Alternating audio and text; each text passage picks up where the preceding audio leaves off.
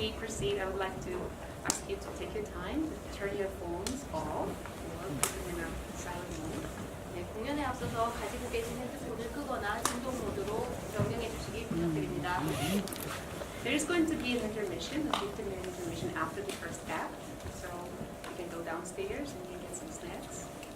일부 공연 후에는 15분간의 쉬는 시간이 있습니다. 그 시간 동안에 음식을 드시거나 화장실을 가셔도 좋습니다. Some of you may know that this play is a controversial one. 아시는 분도 계시겠지만 이 연극은 논란거리가 될 수도 있는 작품입니다. It may make you laugh or cry or maybe even feel angry. But I hope that it's not going to make you feel guilty or ashamed. 네, 이 공연은 여러분에게 웃음, 눈물, 분노를 초래할 수도 있지만 부러움이나 죄책감을 느끼는 일이 없었으면 합니다. Our hope is that monologues will lead to dialogues, to conversations about all of these issues. And if we do talk about them, if we do it together, there is hope that we can solve them. 저는 또한 이 모놀로그에서 다루어지는 다양한 이슈들이 대화로 죄송합니다. 우리가 함께하면 해결할 수 있는 이슈들로 이끌어지기를 바랍니다. Enjoy.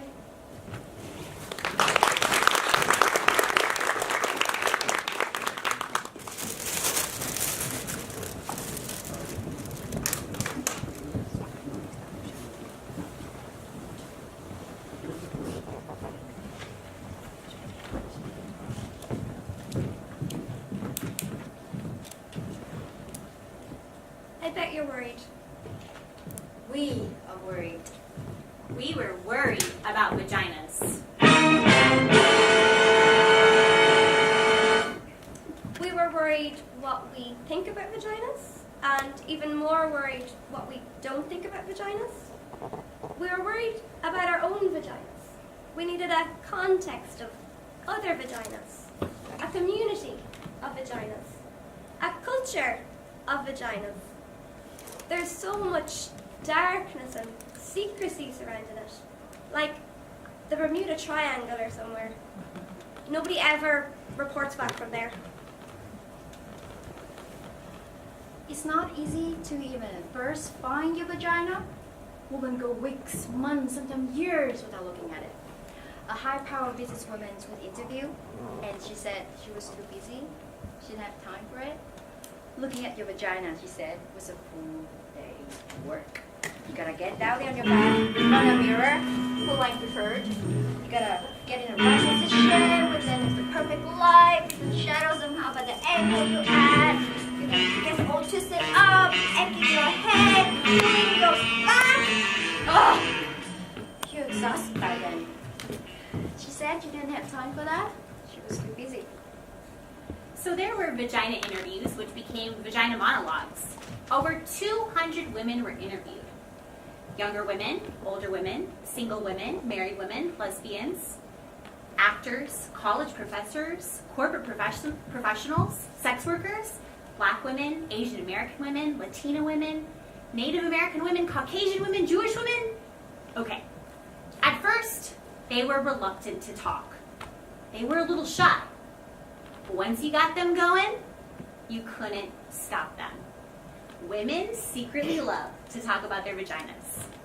They get very excited, maybe because no one's ever asked them before. Let's just start with the word vagina. Vagina. It sounds like it's an infection at best. Or maybe like a medical instrument. Hurry, nurse! Bring me the vagina! Vagina. Vagina. Vagina.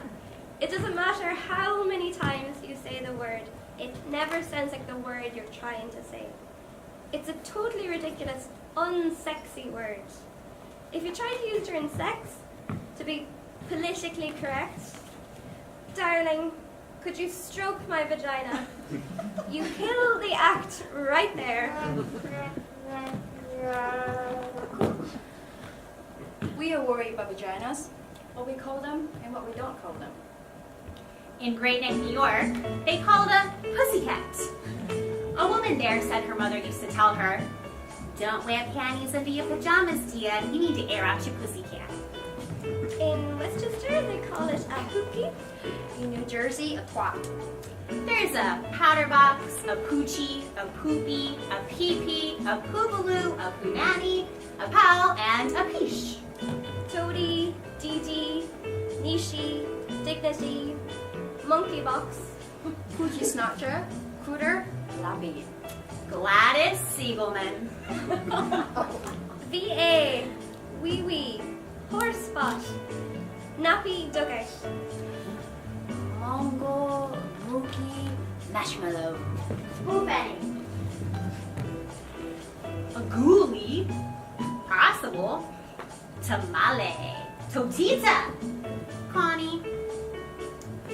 Mimi in Miami, A splickenish in Philadelphia. A Schmeed up in the Bronx. in Ireland, Badge, In Vietnam, a butterfly. A vajayjay in California.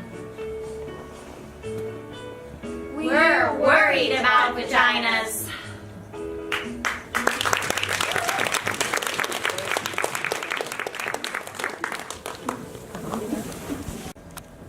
Some of the monologues are based on one woman's story. Some of the monologues are based on several women's stories surrounding the same theme. And a few times, a good idea became an outrageous one. This monologue is based off of one woman's story, although the subject came up in every interview and was often fraught. The subject being hair.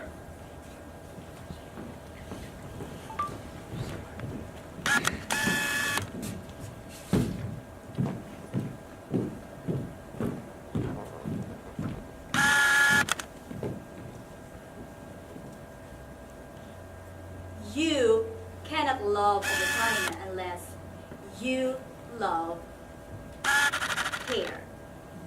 Many people do not love hair. My first and only husband hated hair. He said it was cluttered and dirty. He made me shave my vagina. It looked puffy and exposed and like a little girl. This excited him. When he made love to me, my vagina felt the way a period must feel. It felt good to rub it and painful, like scratching a mosquito bite. It felt like it was on fire. There were screaming red bumps. I refused to shave it again. Then my husband had an affair. Yes, had an affair. When we went to marital therapy, he said, he screwed around because I wouldn't please him sexually. I wouldn't shave my vagina. The therapist had a German accent and goes, between sentences, to show her empathy. She asked me why I didn't want to please my husband. I told her, I thought it was weird. I felt little when my hair was gone down there, and I couldn't help myself talking in a baby voice, and the skin got irritated and even calamine lotion wouldn't help it. She told me marriage was a compromise. And so I asked her if shaving my vagina would stop him from screwing around. I asked her if she had many cases like this before. She said that question diluted the process.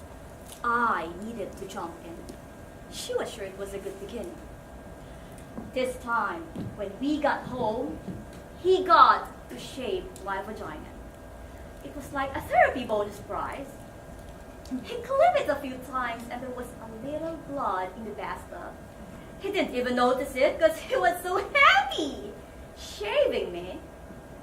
Then later, when my husband was pressing against me, I can feel his spiky sharpness sticking into me, my naked puffy vagina.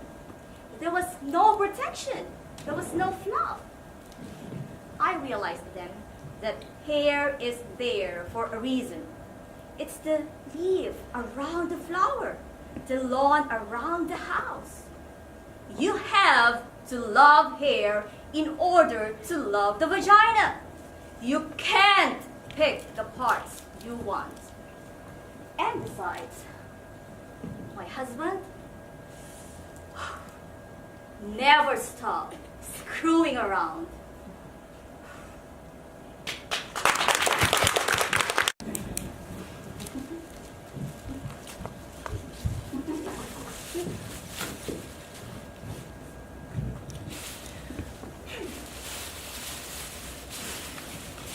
If your vagina got dressed, what would it wear? Glasses, a beret, silk stockings, a pink boa, mink. A male tuxedo, jeans, something form-fitting. Emeralds, an evening gown, sequins, Armani only. a tutu, see-through black underwear, a red bow. Something machine washable. Costume eye mask, a pink velvet pajamas, angora, a pink bow. It would wear a run of pearls, a silk kimono, a leopard hat, sweatpants, a tattoo. An electrical shock device to keep unwanted strangers away. High heels, lace, and comet boots. Pink feathers, twigs, and shells. Cotton. A pinafore, Timmy. a Jim Jim Bang uniform. Yeah, and it's really pink.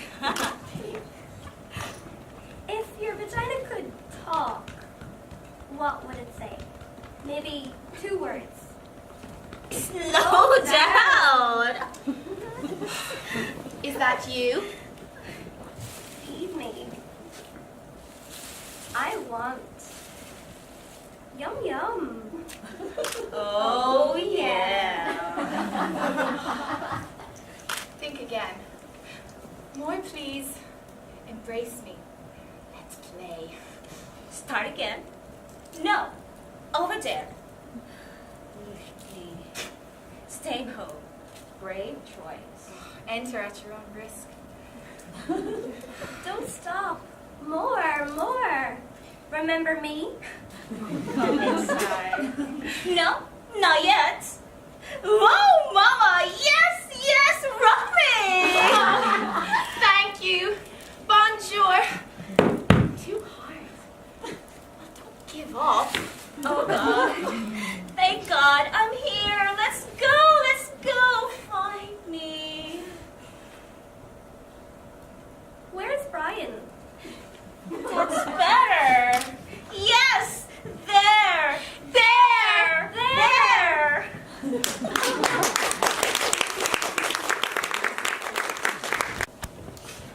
A group of women between the ages of 65 and 75 were interviewed. These interviews were the most poignant, possibly because many of these women had never even seen their vagina before. One woman, who was 72, had never had a vagina interview before. She washed herself in the shower and bath, but never with conscious intention. She had never had an orgasm. At 72, she went into therapy, as they do in New York, and with the help of her therapist, she went home one afternoon by herself, lit some candles, took a bath, played some music, and she got down with herself. She said it took her over an hour because she was arthritic, but when she finally found her clitoris, she cried.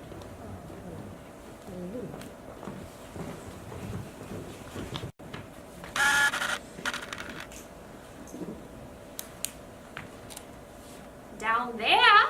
I haven't been down there since 1953. No, it had nothing to do with the Eisenhower. It's just, well, it's a cellar down there. Suffocating, very nauseating. The smell of the clamminess and the mildew. Woo! Smells unbearable. Gets in your clothes. Well, there was no accident. It didn't blow up or catch fire or anything. It just, well, I can't do this. I can't talk about this with you. What's a smart girl like you doing? Going around talking to old ladies about the down there's for. We didn't do this kind of thing when I was your age. What? Oh, Jesus. Okay. Well, there was a boy. His name was Andy Lefkoff, and he was very cute. Well, I thought so. He asked me out for a date in his car. Well, I can't do this. I can't talk about this. I mean, it's down there, like the cellar. I mean, some sounds come from down there. Little animals get caught sometimes, and sometimes it leaks, and people have to put things in it to plug it up, but the rest of the time the door stays shut. I mean, it's there, but you don't see it, or you don't think about it. But every house needs a cellar, or else the bedroom would be in the basement. Where was I?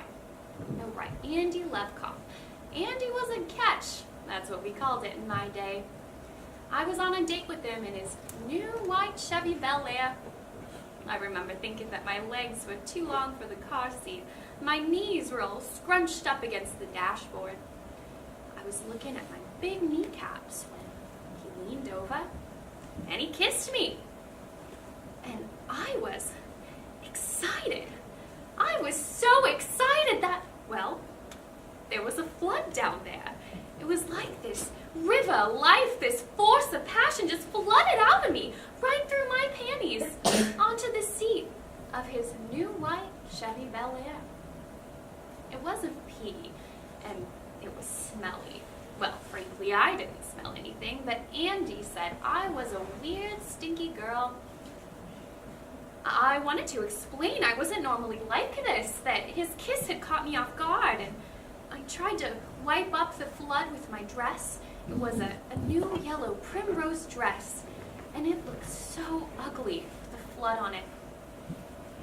He drove me home without another word, and when I got out of the car and shut the door, I closed the whole thing down, never opened it for business again. I dated some after that, but I was always too afraid of the flood. I never got close again. Well, I did have dreams. Crazy dreams. Why? Burt Reynolds! He never did much for me in life, but in my dreams, it was always Bert and I, Bert and I, Bert and I. The dreams always went the same. We'd be in one of those restaurants, like the kinds you see in Atlantic City with the big chandeliers and hundreds of waiters with the vests. He'd give me an organ corsage, and I'd pin it on my blazer, and we'd laugh. We were always laughing, Bert and I. We'd eat shrimp cocktail, cute shrimp, fabulous shrimp. We were very happy together. And then he'd pull me close to him in the middle of the restaurant, and just as he was about to kiss me, the whole place would start to shake, and birds would fly out from under the table. I don't know what those birds were doing there, and the flood would come right out from under me. Little fish swimming around and little boats floating in it, and he'd be standing waist deep in it, looking so disappointed. I'd done it again. He'd look on horrified as Dean Martin, his friends, and me swam past in their tuxedos and evening gowns. But I don't have dreams like that anymore. Not since they took out just about everything connected with it. The uterus, the tubes, the whole works. My doctor thought he was being funny. He said, if you don't use it, you lose it. But really it was cancer. Highly overrated. Who needs it? I've done other things with my life. I sell antiques. I love the dog shows. What would it wear? What kind of question is that? What would it wear? It'd wear a big sign that said, closed due to flooding. What would it say? I told you, it's not like that. It's not like a person that speaks. It stopped being a thing that talked a long time ago. It's just down there. It's a place you don't go. Well, are you happy? You got an old lady to talk about it down there. But actually, you're the first person I told about this. And I feel a little better.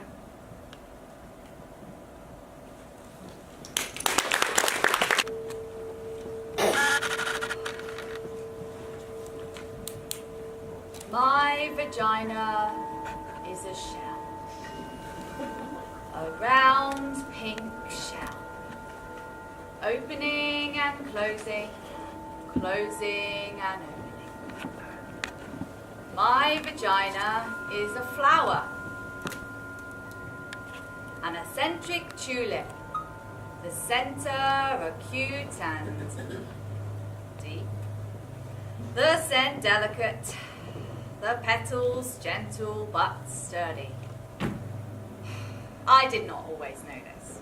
I learned this in the Vagina Workshop. I learned this from the woman who runs the Vagina Workshop. A woman who believes in vaginas. A woman who really sees vaginas, who helps other women see their own vaginas by, well, seeing other women's vaginas. In the first session, the woman who ran the workshop asked us to draw a picture of our own unique, beautiful, fabulous vagina. That's what she called it. She wanted to know what our own unique, beautiful, fabulous vagina looked like to us. One woman, who was pregnant, drew a big red mouth screaming with coins spilling out. Another, very skinny woman drew a big serving plate with a kind of Devonshire pattern on it. I drew a huge black dot with little squiggly lines around it. The black dot was equal to a black hole in space, and the squiggly lines were meant to be people or things or just your basic atoms that get lost there. I had always thought of my vagina as an anatomical vacuum, randomly sucking up particles and objects from the surrounding environment. I didn't think of my vagina in practical or biological terms. I didn't, for example, see it as attached to me. In the workshop, we were asked to look at our vagina with hand mirrors. Then, on careful examination, we were to verbally report to the group what we saw. Well, I must tell you that up until this point, everything I knew about my vagina was based on hearsay or invention. I'd never really seen the thing. It had never occurred to me to look at it. It felt so reductive and awkward, lying there, looking at it like we were on our mats with our hand mirrors. It reminded me of how the early astronomers must have felt with their primitive telescopes. I found it quite unsettling at first, my vagina. Like the first time you see a fish cut open and you discover this whole bloody complex world inside, right under the skin. It was so red, so raw, so fresh. And the thing that surprised me most was all the layers. Layer inside layer, opening into more layer. My vagina amazed me. I couldn't speak when it came to my turn in the workshop. I was speechless. I had awakened to what the woman who ran the workshop called vaginal wonder. I just wanted to lie on my mat, my legs spread, examining my vagina forever. It was better than the Grand Canyon. It was ancient and full of grace.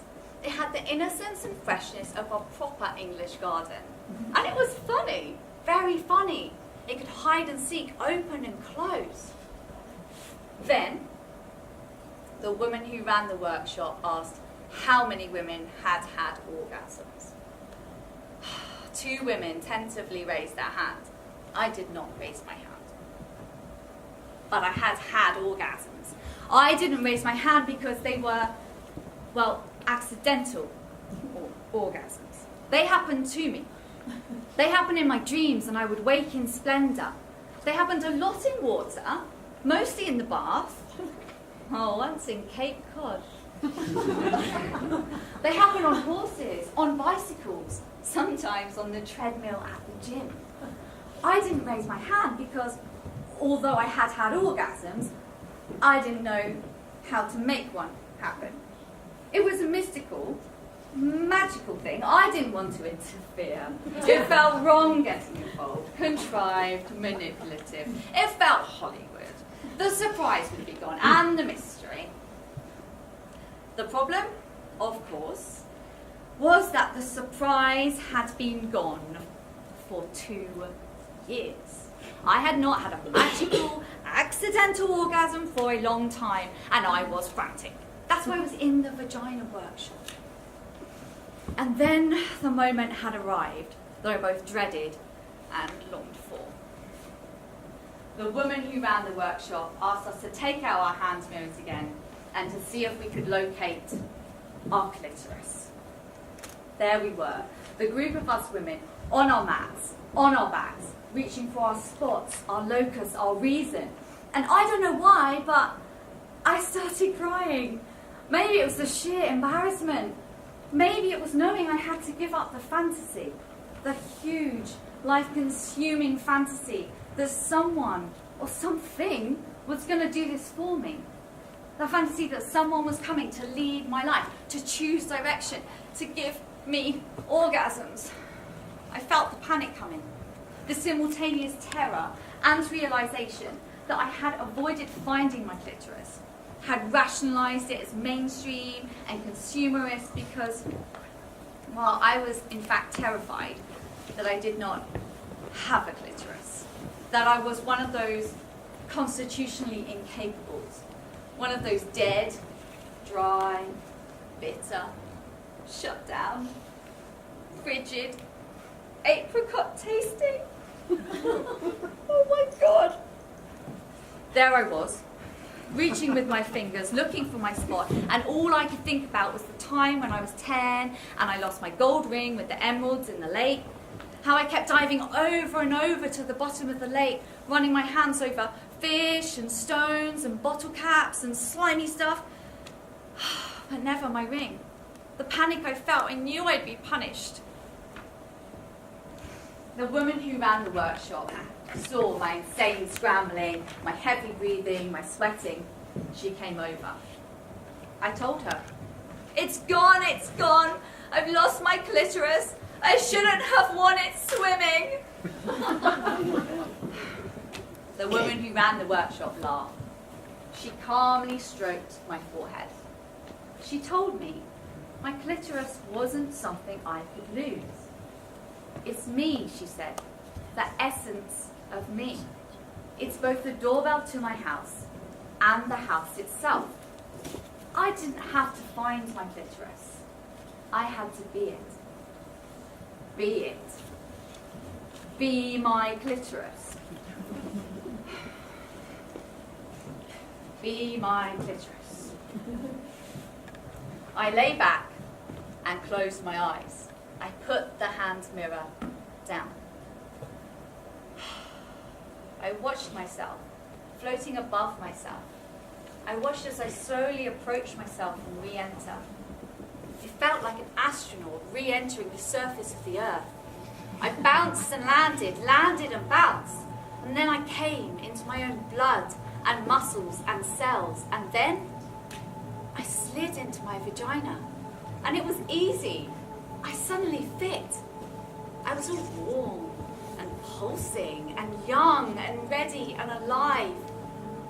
Then, my eyes still closed, I put my finger on what had suddenly become me.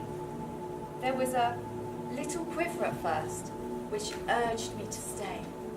Then the quiver became a quake, an eruption, the layers dividing and subdividing. The eruption broke into an ancient horizon of light and silence, which opened onto a plane of music and colours and innocence and longing, and I felt connection, calling connection, as I thrashed about on my little blue mat. My vagina is a shell, a flower, and a destiny. I am arriving as I'm beginning to leave. My vagina vagina? Me.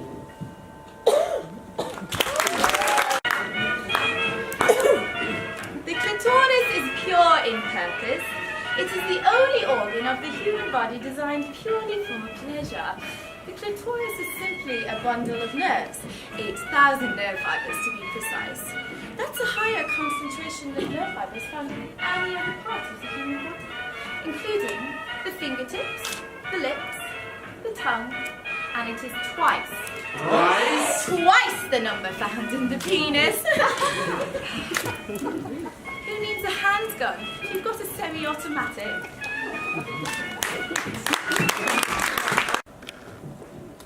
Bosnian women refugees were interviewed during the war in Yugoslavia in refugee camps and centers. Between 1992 and 1995, 50 to 60,000 women were raped in the middle of Europe as a systematic tactic of war. Around the world, we see this atrocious violence repeated in violent conflict. At the height of the war over minerals, in the Democratic Republic of Congo, 1,152 women were raped every day. That's 48 per hour, totaling over 420,000 women in 1 year, many of whom were raped multiple times. In Colombia, nearly 500,000 women were raped between 2001 and 2009. In a 9-month period in Bangladesh, in the 1970s, over 200,000 women were raped. And the numbers are yet to be determined for the women who are currently suffering through systematic sexual violence in Afghanistan, Syria, Iraq, and South Sudan. It is shocking to see how little people do to stop it or even acknowledge it. But then again, in the United States, about 200,000 women are raped each year, which is another kind of war. This monologue is based off of one woman's story. We do it for her and the extraordinary women of Bosnia and Kosovo.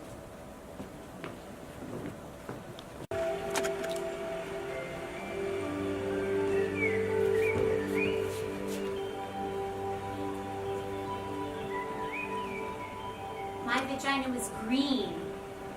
Water, soft pink fields. Cow mooing, sun resting. Sweet boyfriend touching lightly the soft piece of blonde straw. There is something between my legs. I do not know what it is. I do not know where it is. I do not touch. Not now. Not anymore. Not since. My vagina was chatty. Can't wait. So much words talking. Can't quit trying. Can't quit saying, oh yes. Oh yes. Not since I dream. There is a dead animal sewn in down there with thick black fishing line. And the dead animal's smell cannot be removed. And it bleeds through all of my summer dresses. My vagina is singing all girl songs, all goat bell ringing songs, all wild autumn field songs, vagina songs, vagina home songs. And since the soldiers put a long, thick rifle inside me. So cold. The steel rod canceling my heart. Don't know whether they were going to fire it or shove it through my spinning brain. 6 of them. Monstrous doctors wearing black masks. Shoving bottles at me too.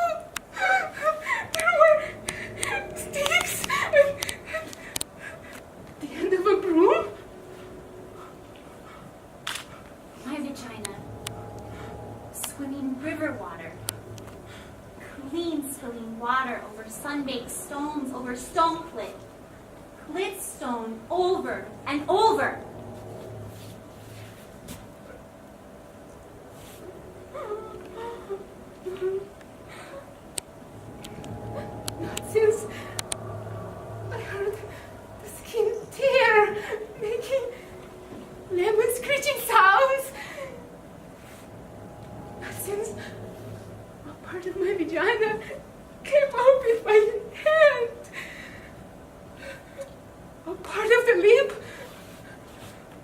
I don't believe it's completely gone. Gone. My vagina. Alive like Water Village. My vagina, my hometown. Nonsense. It took turns. For 7 days. Smelling like feces and smoked meat. They left their dirty sperm inside me. And I became a river of poison and bugs. And the crops died. And the fish, my vagina, my wet water village, they invaded it. They butchered it. And they burned it down. They do not touch now. Do not visit. I live somewhere else. I do not know where that is.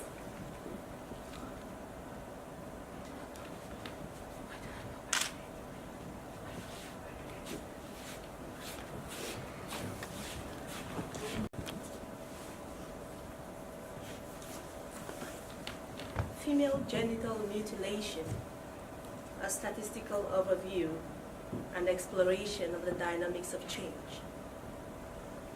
Female genital mutilation has been inflicted on approximately 300 million young girls and women.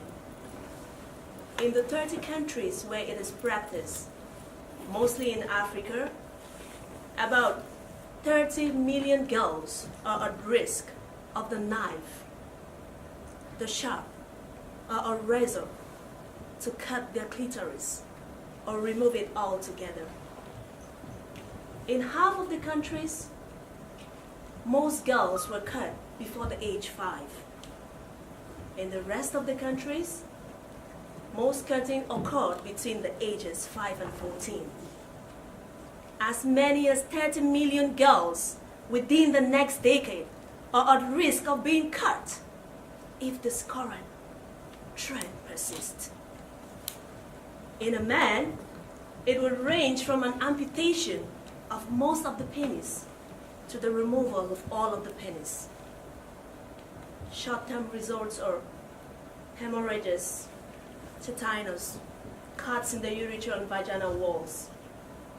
Long-term results, increased agony and pain during childbirth, chronic uterine infection, and consequent death.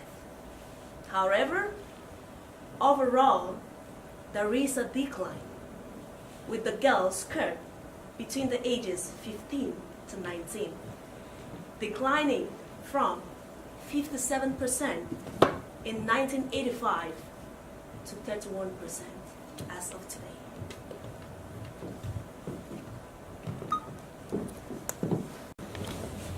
This monologue was based on a woman who had a good experience with a man. This is how I came to love my vagina. It's embarrassing because it isn't politically correct. I mean, I know it should have happened in a bath with salt grains from the Dead Sea, Enya playing, me loving my woman self. I know the story. Vaginas are beautiful. Our self-hatred is only the internalized repression and hatred of the patriarchal culture. It isn't real. Pussies unite. I know all of it. Like, if we were brought up in a culture where we were taught fat thighs were beautiful, we'd all be pounding down milkshakes and Krispy Kremes, lying on our backs, spending our days thigh expanding. But we weren't brought up in that culture. I hated my thighs, and I hated my vagina even more. I thought it was incredibly ugly. I was one of those women who had looked at it, and from that moment on, I wished I hadn't. It made me sick. I pitied anyone who had to go down there. In order to survive, I began to pretend there was something else between my legs. I imagined furniture, cozy futons with light cotton comforters, little velvet settees, leopard rugs, or pretty things, silk handkerchiefs, or quilted pot holders, or place settings. I got so accustomed to this that I lost all memory of having a vagina. Whenever a man was inside of me, I pictured him inside a mink-lined muffler or a Chinese bowl. Then I met Bob. Bob was the most ordinary man I ever met. He was thin and tall and nondescript and wore khaki tan clothes. Bob did not like spicy food or listen to Prince. He wasn't interested in sexy lingerie. In the summer, he spent time in the shade. He didn't share his inner feelings. He didn't have any problems or issues. Was not even an alcoholic. He wasn't very funny or articulate or mysterious. He wasn't mean or unavailable. He wasn't self-involved or charismatic. He didn't drive fast. I didn't particularly like Bob. I would have missed him altogether if he hadn't picked up my change that I dropped on the deli floor. When he handed me back my quarters and pennies and his hand accidentally touched mine, something happened. I went to bed with him. That's when the miracle occurred. Turned out that Bob loved vaginas. He was a connoisseur. He loved the way they felt, the way they smelled, the way they tasted. But most importantly, he loved the way they looked. He had to look at them. The first time we had sex, he told me he had to see me. I'm right here, I said. No, you, I need to see you, he said. Turn on the light, I said, thinking he was a weirdo and freaking out in the dark. He turned on the light. Then he said, okay, I'm ready to see you. Right here, I waved. I'm right here. Then he began to undress me. What are you doing, Bob? I said. I need to see you. No need, just do it. No, I need to see what you look like.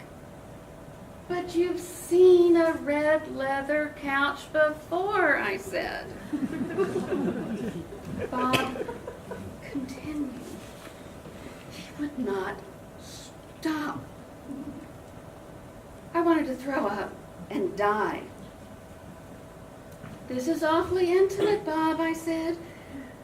Can't you just do it? No, he said. It's who you are. I need to look. I held my breath.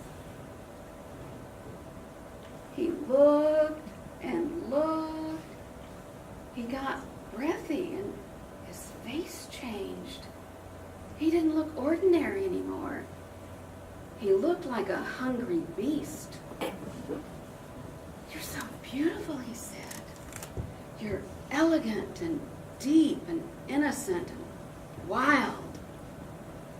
You saw that there, I said? It was like he read my palm. I saw that, he said, and more. Much, much more. Bob stayed looking for almost an hour, as if he were studying a map, observing the moon, staring into my eyes, except it was my vagina. in the light, I watched him as he looked at me, and I began to see myself the way he saw me. He was so genuinely excited, so peaceful and euphoric that I began to get wet and turned on. I began to feel beautiful and delicious, like a great painting or a waterfall. Bob was not afraid. He wasn't grossed out. I began to swell, began to feel proud, began to love my vagina. And Bob lost himself there. And I was there with him in my vagina, and we were gone.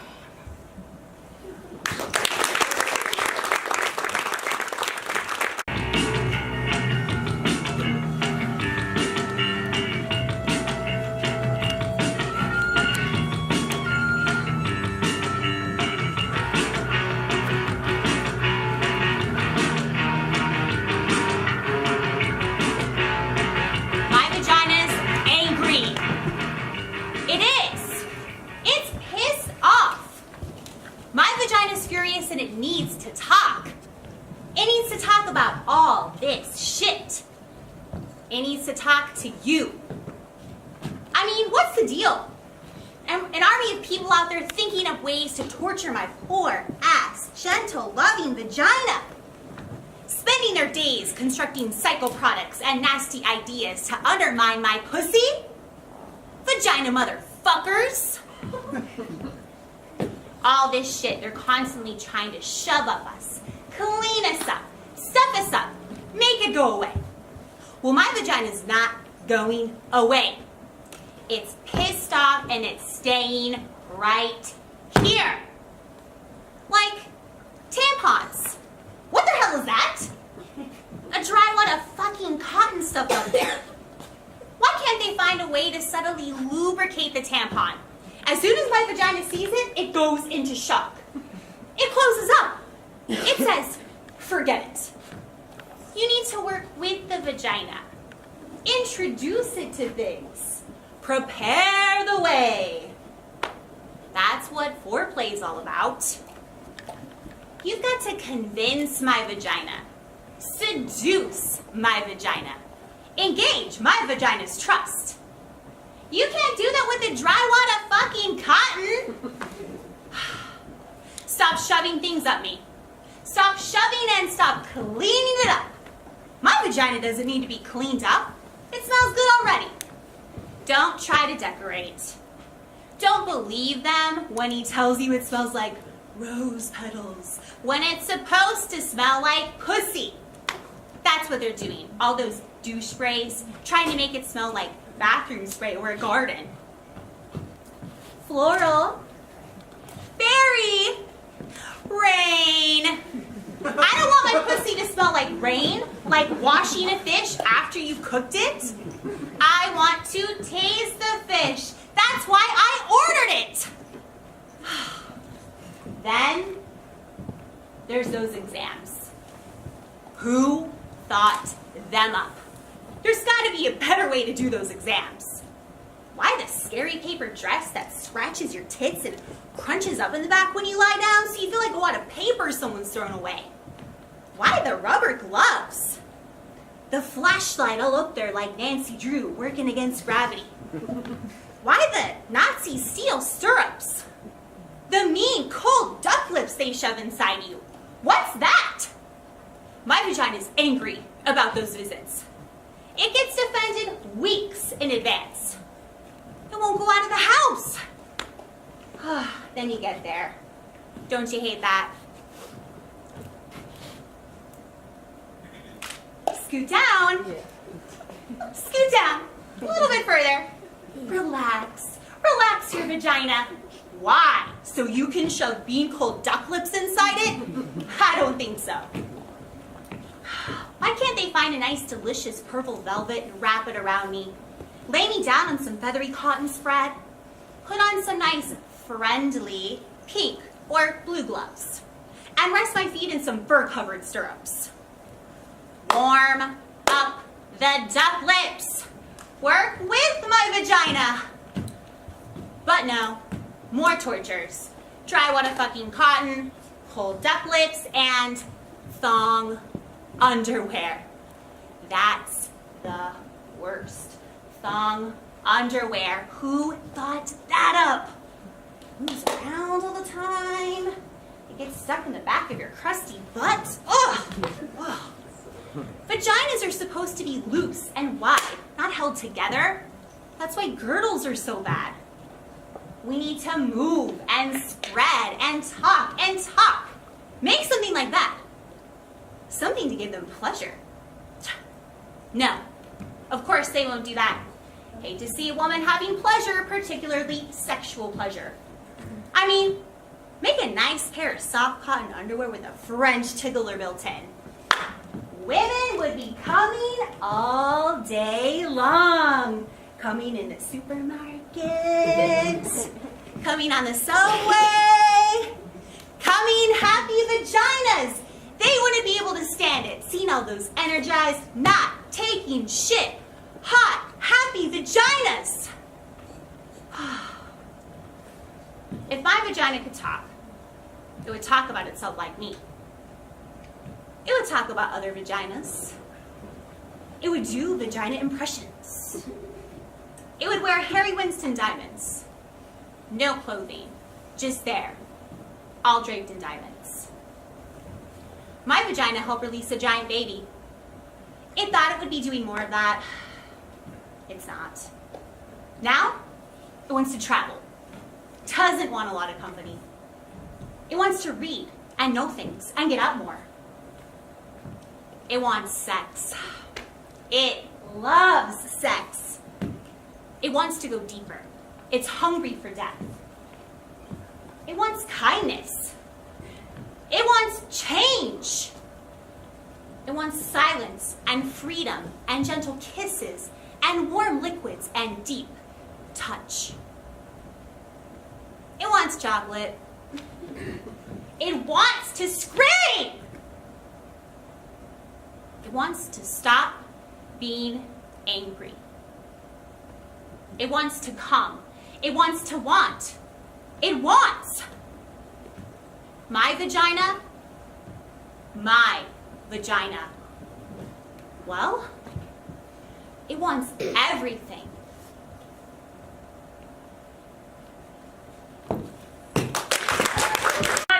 Being talked to like little children and being directed. A great number of people have gathered at the zoo park today in demonstration against alleged comments made by Commissioner Daitunga with regards to miniskirts and short clothing.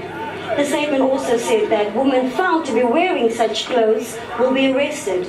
I also have a girlfriend, and I mean, it's not right if she wears a skirt to get raped or untreated unfairly. And I'm just here to stand up for women and help women fight for their own rights. People should see the bigger picture. There are gaps in our legal system that rapists get out, they get off free, that cases don't go to court, that last year or the year before only 1,000 cases were reported. So it's a matter of women and men standing up and saying, you know what, listen, we have a right, we have a voice, we need to stand up, we need to be taken seriously, and that's what this is basically about. It's a sad fact that the miniskirt comment had to start it off, but I also think it's the best thing that could have happened. Skirt is not an invitation, a provocation, an indication that I want it, or give it, or that I could. My short skirt is not begging for it. It does not want you to rip it off me or pull it down. My short skirt is not a legal reason for raping me. Although it has been before, it will not hold up in the new court. My short skirt, believe it or not, has nothing to do with you. My short skirt is about discovering the power of my lower calves, about cool autumn air traveling up my inner thighs, about allowing everything I see or pass or feel to live inside. My short skirt is not proof that I am stupid or undecided or a malleable little girl. My short skirt is my defiance. I will not let you make me afraid. My short skirt is not showing off. This is who I am. Before you made me cover it or tone it down, get used to it. My short skirt is happiness. I can feel myself on the ground. I am here. I am hot. My short skirt is a liberation flag in the women's army. I declare these streets, any streets, my vagina's country.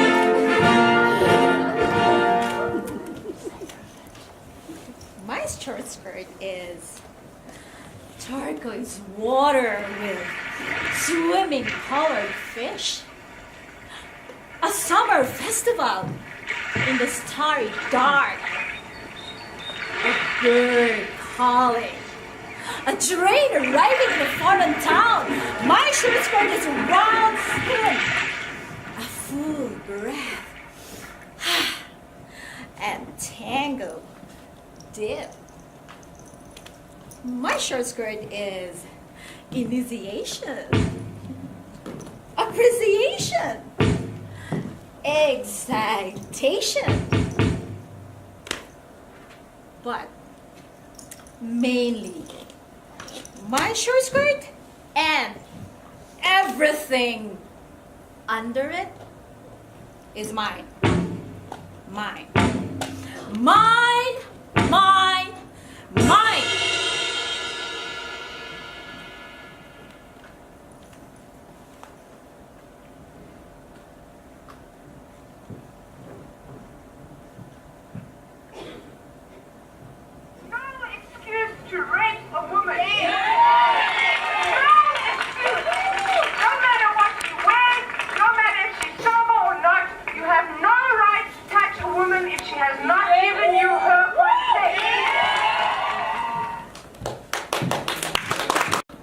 Created a map of vagina-friendly cities, and you're on it.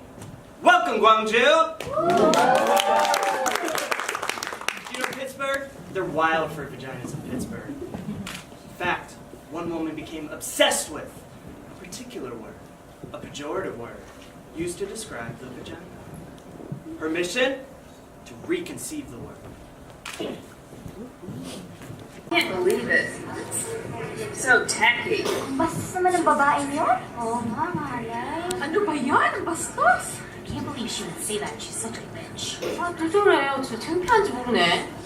쟤 너무 싸. 쟤 너무 싫어. 그러니까. 벌레 같아. I call it cunt. I've reclaimed it. Cunt. I really like it. Cunt. Listen to it. Cunt.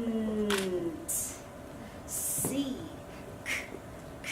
Cavern, cackle, clit, cute. Come. Close. Close inside. Inside. then ooh, then cool, then curvy, inviting shark skin, uniform, under, up, urge, then and, then con, snug letters fitting perfectly together, and nests now, nexus, nice, nice. Always depth, always round in uppercase, and a jagged, wicked, electrical pulse.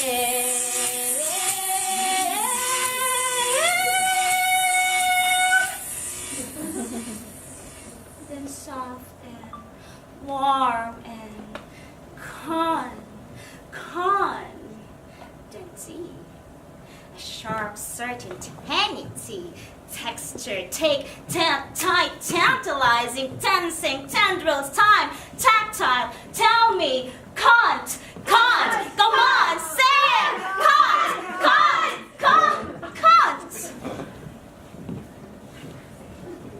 Buke ang tawag ko dito. Binawi ko na to. Buke. Gusto ko to. Buke. Pakinggan niyo. Buke. Puno, puso, pugot, pasak, pasas, posas, palabas ang pagbigkas, sabay sa pagka-Diyos, papasok sa usok, upo, utong, unan, ulo, ungol, Diyos ko, pahirap. Napasarap. Matungo sa magkatugmang mga salitang kusa, kusing, kutita, kislap, kidlat, kurek, kagiyat na akyat, mabilis na tatakbo, paipin sa iyong nakuryenteng tumbok!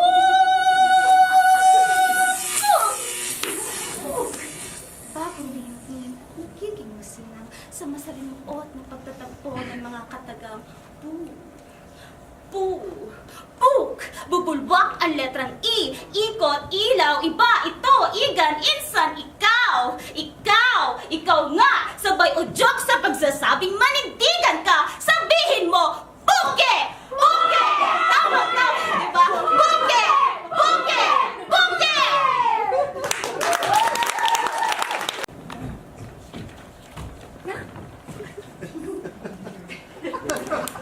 Junie, if your vagina got dressed, what would you wear?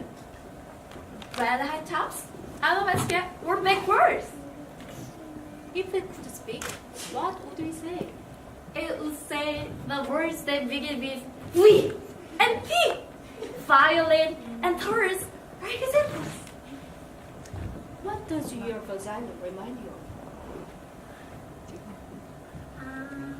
Pretty dark peach. Or a diamond. I found the pearl treasure. Oh, it's mine. What's special about your vagina? Somewhere inside, I have really smart brain. What does it smell like?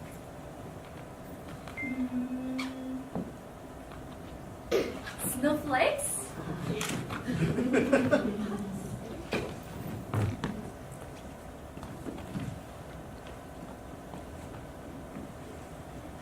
준이야, 만약에 준이 잠지가 옷을 입는다면 무슨 옷을 입을까? 빨간색 운동화에다가 야구 모자를 거꾸로 쓸 것 같아. 이렇게. 만약에 옷을 입으면 무슨 옷을 입을 것 같아? 엄마가 또 물어봤어. 응. 만약에 말을 할 수 있다면 뭐라 말할 것 같은데? 기억이나 비읍으로 시작되는 말. 거북이나 바이올린 같이 이렇게. 잘한다. 잠지하면 무슨 생각이 나? 빨간 색깔에 예쁜 복숭아. 아니면 동물원에 사진 닮았지. 예쁜데? 내 거. 어찌가 뭐가 그렇게 특별한데?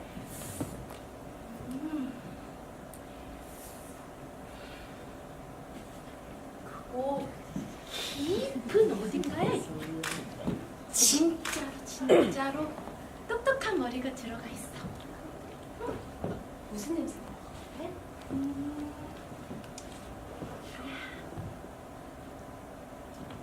눈송이.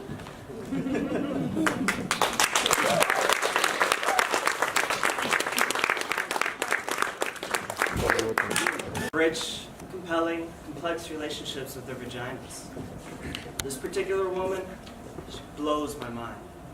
She was a sex worker, but she only did sex work with women.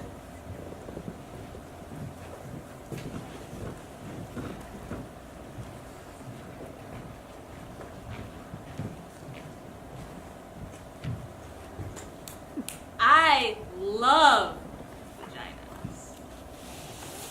I love women. I don't think of the two as separate things. Women pay me to dominate them, to excite them, to make them come.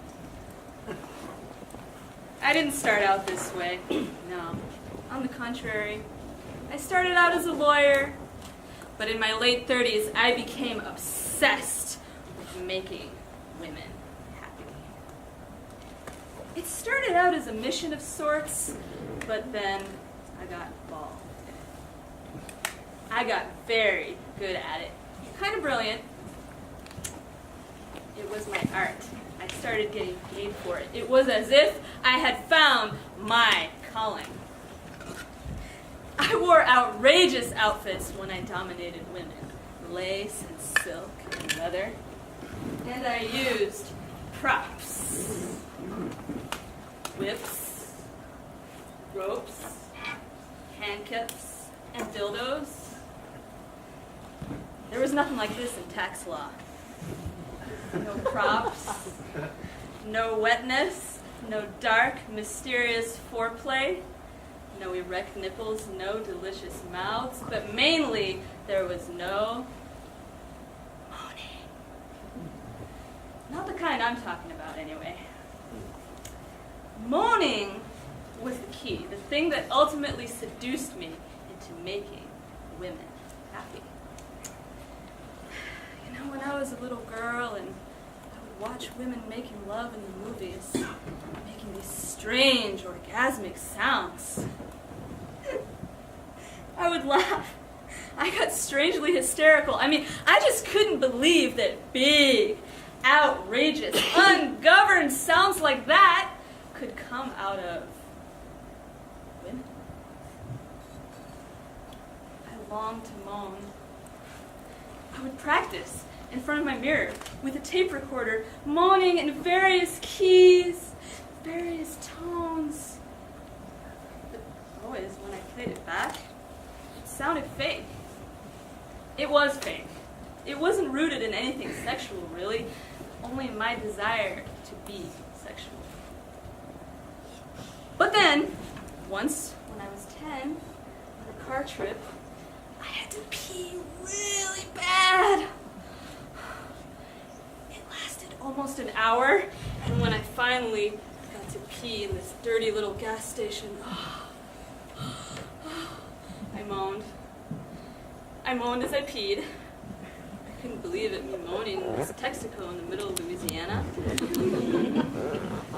I realized then that moans are connected with not getting what you want right away, with putting things off.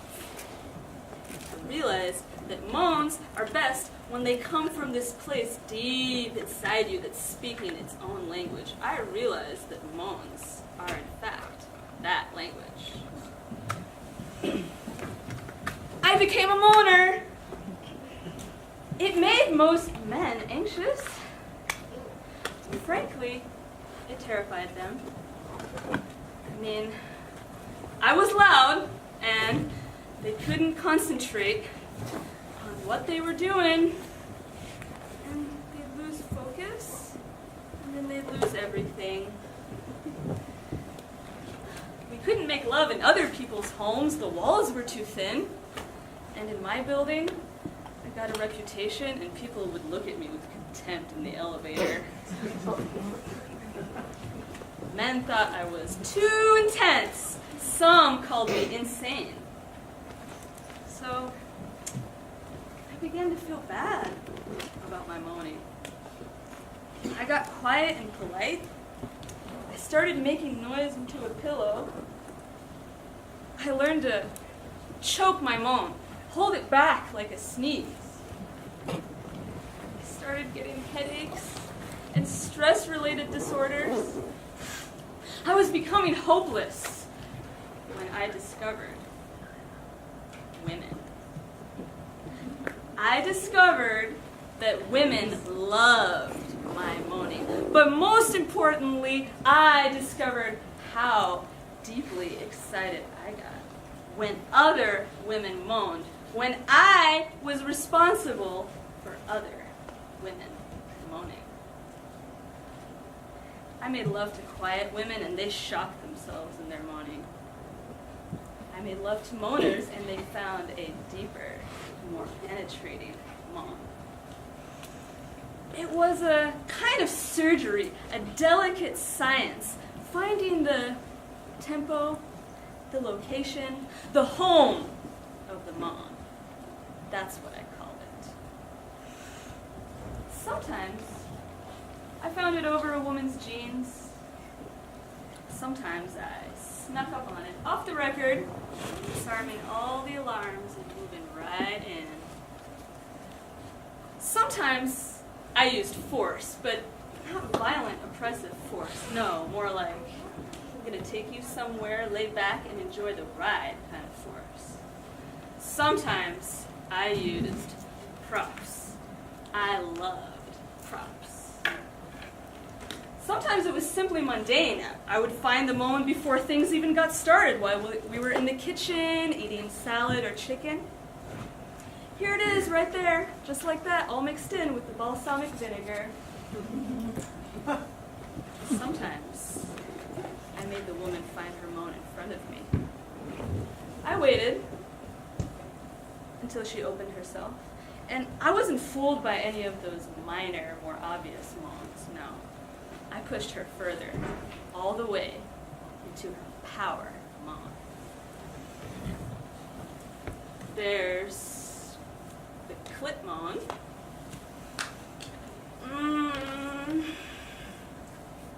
The vaginal moan. The combo clit vaginal moan.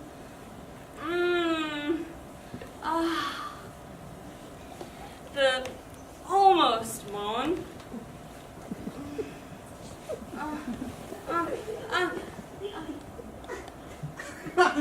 The right on it moan. Yeah. The elegant moan.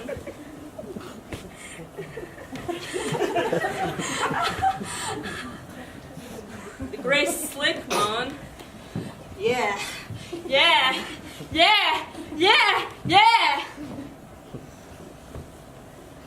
The wasp moan.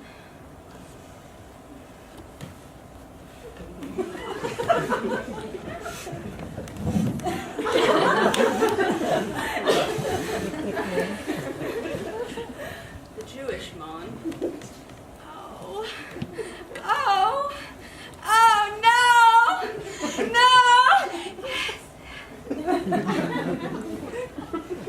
The black moan.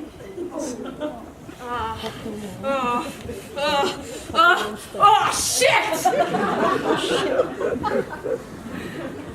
The Irish Catholic moan.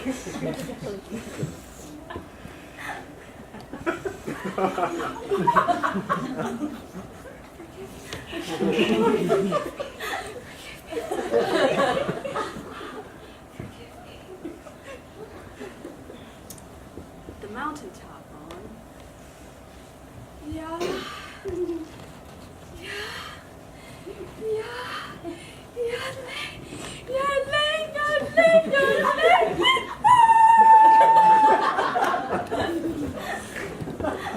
The baby moan.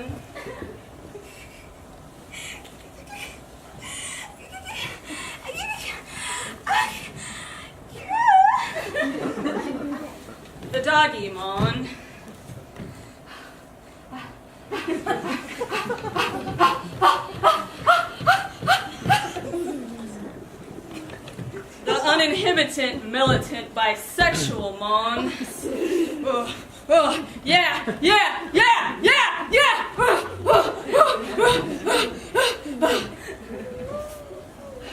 Machine gun, Mon.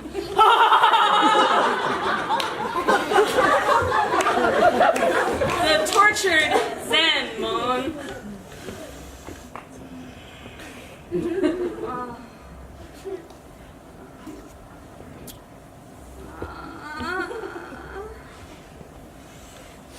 The diva, Mon.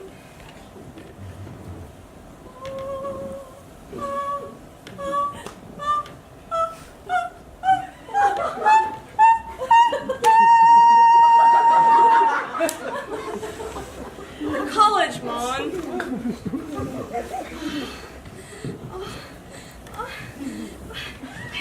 I should be studying.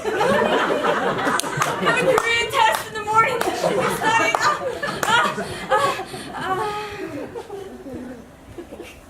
And finally, the surprise triple orgasm.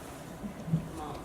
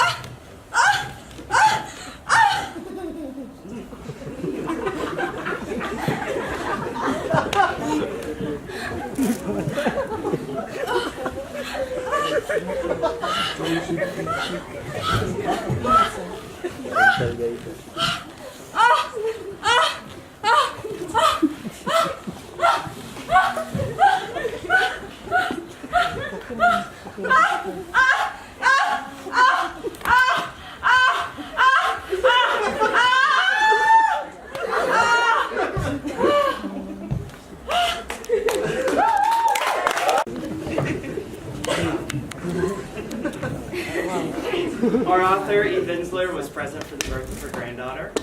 She was in awe of vaginas before that moment, but now she's in deep worship. Another Pokemon.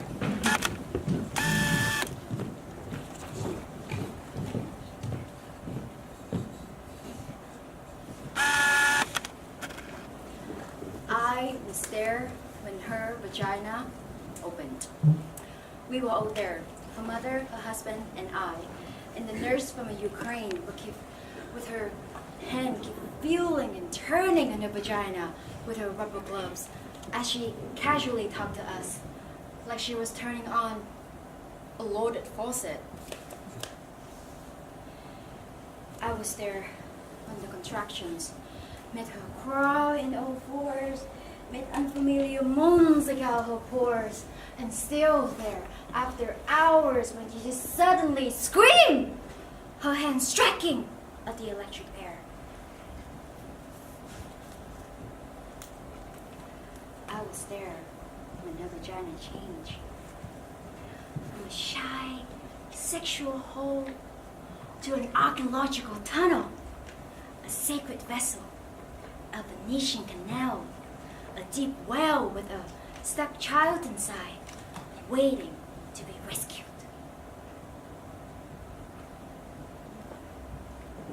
I saw the colors of a vagina. They change. Saw the bruised broken blue, the blistering tomato red. Saw the gray pink, dark.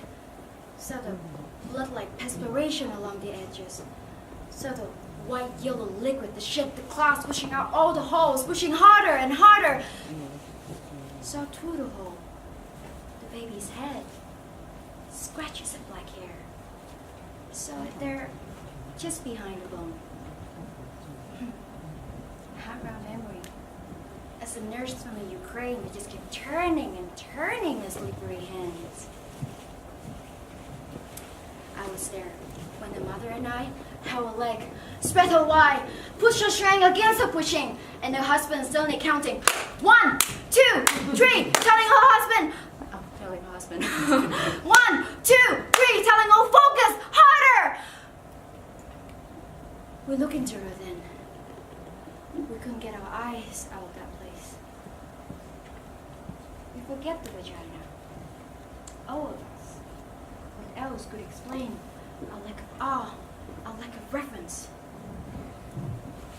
I was there as a doctor reached in with the Alice in Wonderland spoons, and there as the vagina became a wide operatic mouth, singing with all its strength. First the little head, then the gray flopping arms, then the quick swimming body swimming quickly into our whipping arms. I was there later as I turned and I faced her vagina. I stood as I let myself see her all mutilated, swollen and torn and bleeding over the doctor's hands, who was just calmly sewing her there.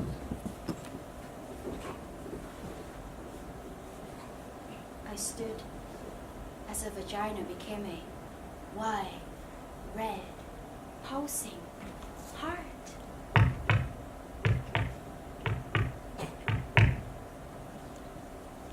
The heart is capable of sacrifice. So is the vagina. The heart is able to forgive and repair. It can change its shape to let us in. It can expand to let us out. So can the vagina. It can ache for us and die for us and stress for us and bleed us into this difficult, wondrous world. I was there in the room. I remember.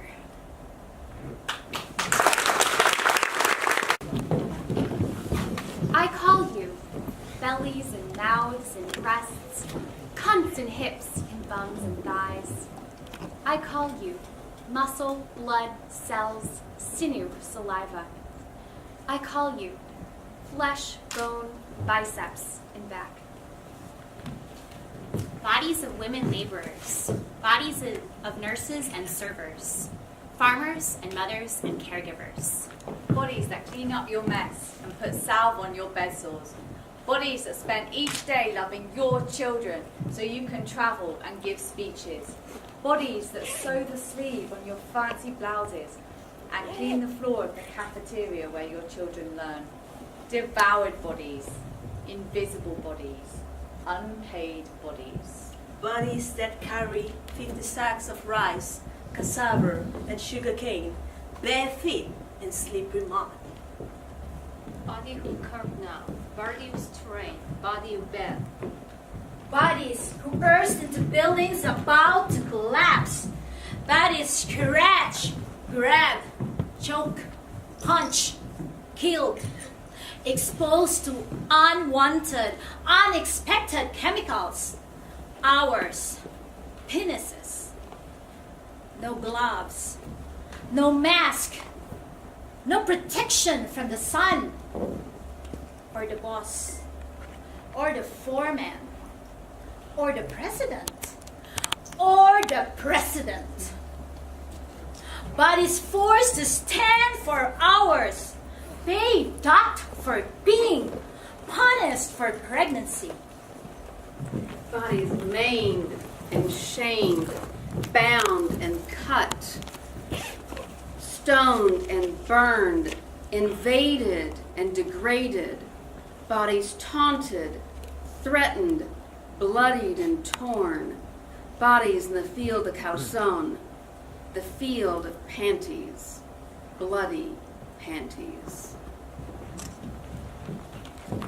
Bodies raging, bodies ready, bodies that will not be silenced or contained, bodies finding each other, moving, dancing, rising, stepping out at tyrants and predators in chief, stomping out those who divide us and through their divisions make us less and weak, resisting all the bombs the corporate hitmen are preparing to unleash, reaching out to those who are slandered, slaughtered, bullied, attacked in the streets. Bodies saying no to your arrogance, no to your hate. Bodies breathing deeply into every sacred passageway.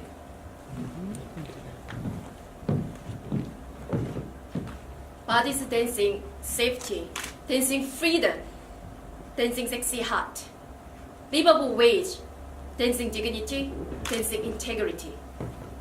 Dancing to feel my body, to know my body, and to touch the outer and inner parameters of yours. I call you body, temple, tempest. Rejoice in our bleeding, revel in our hearts.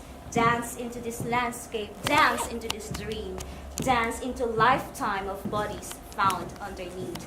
Dance till I'm oiled, dance till I'm liquid, wild and wet. Dance till I'm ready, dance till I'm healed naked. Dance till I begin to see. Dance till I'm back at the beginning. My body is everybody that says no to rape. Rape of our rights, rape of our land, rape of our daughter, rape of our life, our life, our life.